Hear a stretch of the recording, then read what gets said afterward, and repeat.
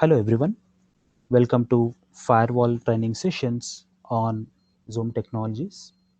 So today in this session we will be discussing with what is a firewall, what actually it does, and where do we connect firewall in our network. So generally firewall is a network security device.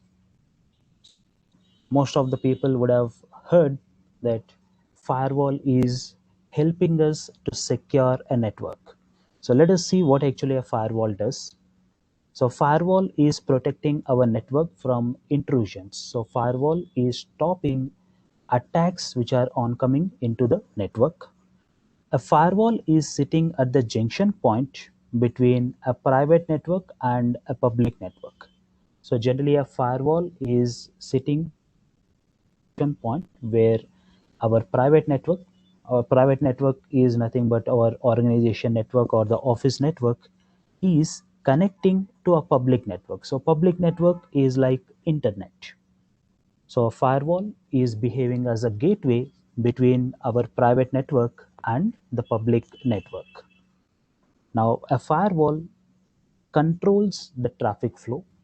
Firewall is controlling the traffic flow between these two networks. It is a public and a private network. So firewall will either accept or deny the traffic.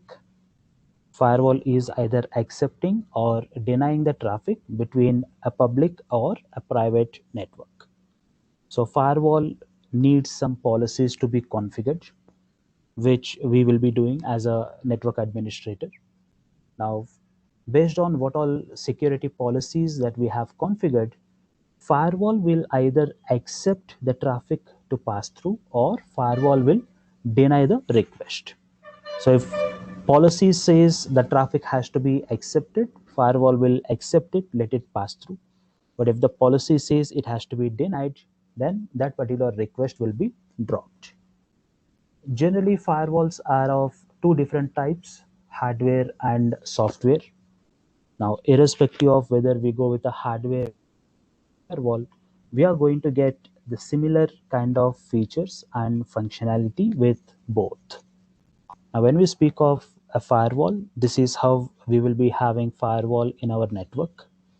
So you'll have a firewall as a gateway device between our private network, which is LAN network, and public network, which is internet. So for majority of the organizations, a firewall would require minimum of two interfaces, one interface connecting us to the local network and the other interface connecting us to internet.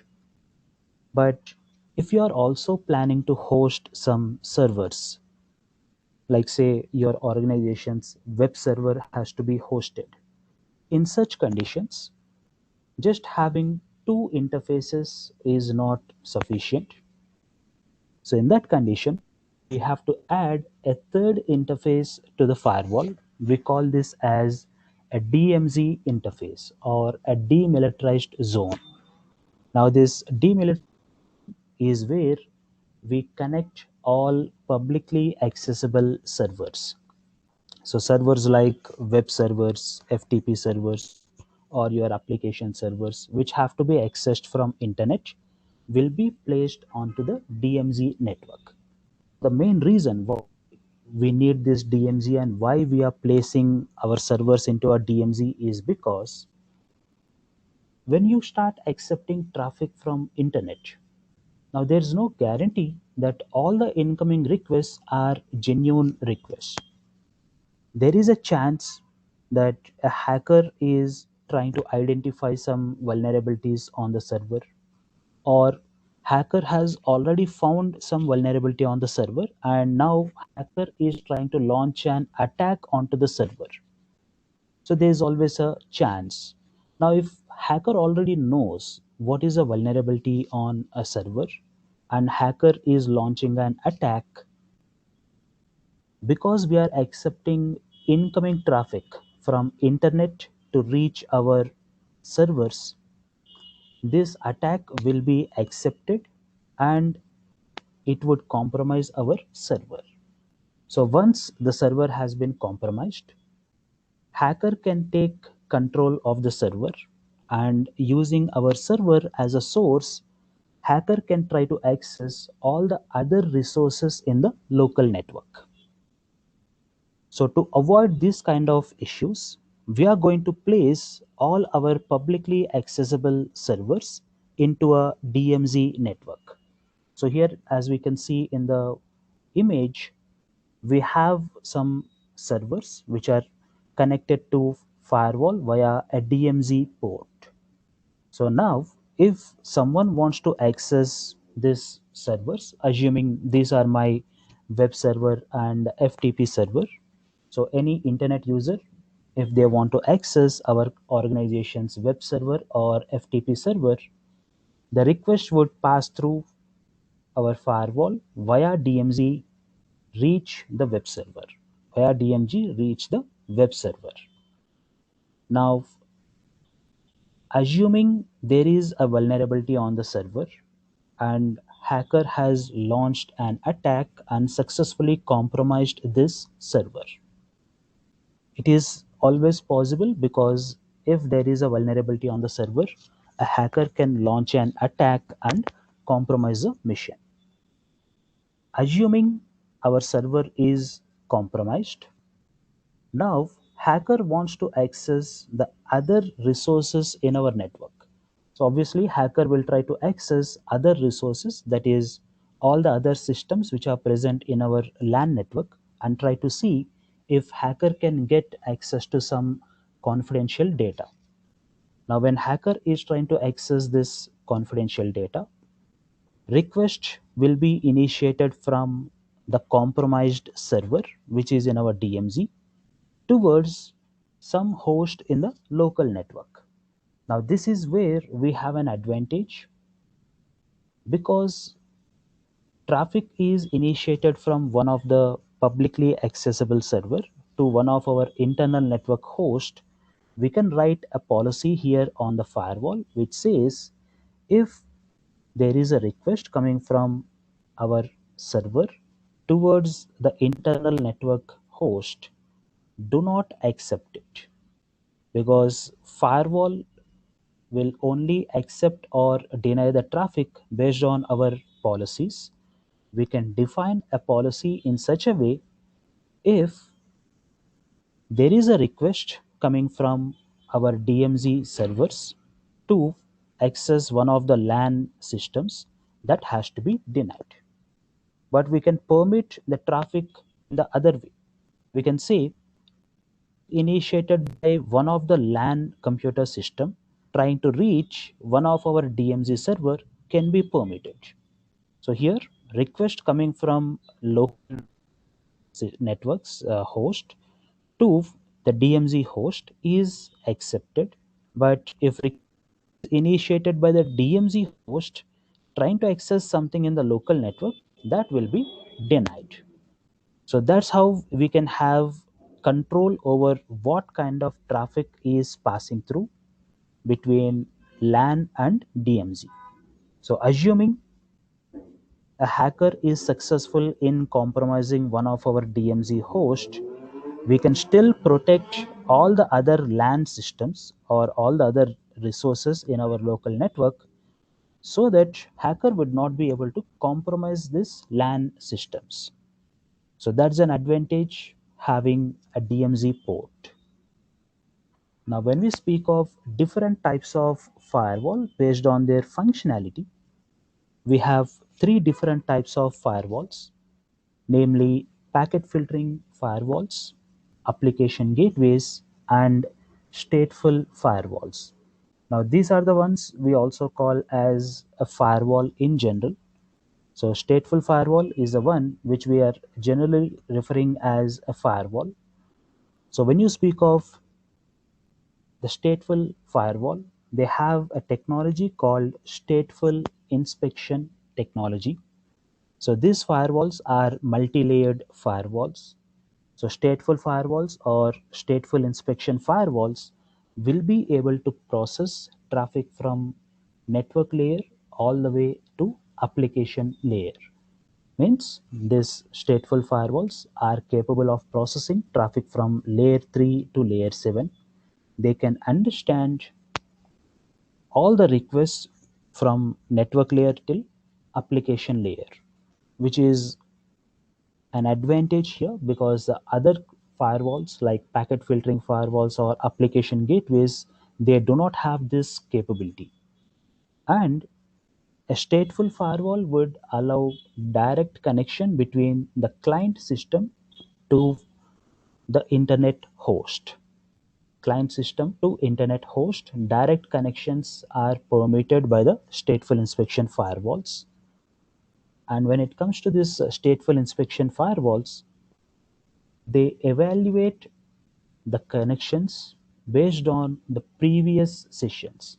Now say one of my LAN computer is sending a request to internet trying to access, say for example, google.com. So one of my user wants to search for something on internet. Now the default behavior of a stateful inspection firewall is permit traffic from LAN network to internet, but deny traffic from internet to LAN. That is, local network computers to internet, traffic will be permitted, but from internet to local network, traffic is by default denied. In this condition, if my LAN user is sending a request to internet trying to access google.com, the outgoing request will be permitted, but the incoming response, that is reply coming back from Google server, should be denied. But there is a solution here. Stateful firewalls maintain something called state table, and using these state tables, they will be able to maintain information about all the connections that we have created. So in a state table, firewall maintain information about who is the original source and what was the destination that they are trying to reach and what is the request. Now if response is coming in which is relevant to the request which we have sent earlier, a stateful inspection firewall will automatically accept the response and pass it on to the internal host. So that's an advantage with the stateful inspection firewalls. And today, every firewall in the market is using this stateful inspection technology. So when we speak of what all things a firewall can do and what all things we will be discussing in our sessions, a firewall is capable of performing network address translations, user authentications, content security, load balancing, logging and reporting, and VPNs. So we will also be discussing about IPsec and SSL VPNs. At the same time, there are also certain things which a firewall will not be able to do. So when it comes to what all things a firewall will not be able to do, a firewall cannot protect us from traffic that is not passing through the firewall. Now, let us say there is a malware infection or maybe there is an attack from one of the LAN computer, say for example 192.168.10.10 to another LAN computer, for example 192.168.10.20. So there is a request between 10.10 to 10.20. Now because these requests are all passing through within the local network and they are not hitting the firewall, firewall will not be able to protect or firewall will not be able to stop the traffic between these two devices. So traffic which is not passing through the firewall will not be processed by the firewall. And firewall cannot prevent attacks through already open ports. Now say for example, we are hosting a web server. Now we have to write a policy which says any user from internet can access our website. Right? Because we are not really sure from which IP address a user might send a request asking for our website. So we will be writing a policy on the firewall which says any user from internet can access our firewall. Now, when we say any user can access our firewall, it can be a normal, genuine user, or it can also be a hacker, right? So, in that, firewall will not be able to stop the attack. That's the reason today, in addition to firewalls, we are also using some newer generation technologies like intrusion prevention system or IPS, right? So this IPS will identify if the incoming request is a genuine request or it is a attack. If it is found to be an attack, IPS will deny that. So when you speak of different vendors who are giving us firewalls, we have things like Cisco ASA, we have Checkpoint, we have Juniper, we have Fortinet, Sonic Wall, Storm Shield, Palo Alto. Right. So I'm just taking some of the names. So we can have firewalls from all these vendors. And in our course, we will be specially discussing about the Checkpoint firewall and Checkpoint UTM devices. So UTM stands for Unified Threat Management. So as I was saying earlier, a firewall will not be able to stop attacks from already open ports. So that's where we are using newer generation technologies like intrusion prevention system. So a firewall, in addition to intrusion prevention system, both the modules together, you call it as a UTM.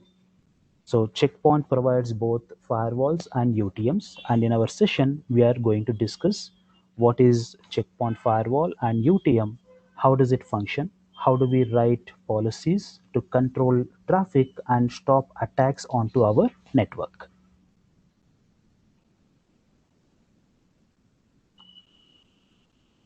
Thank you all.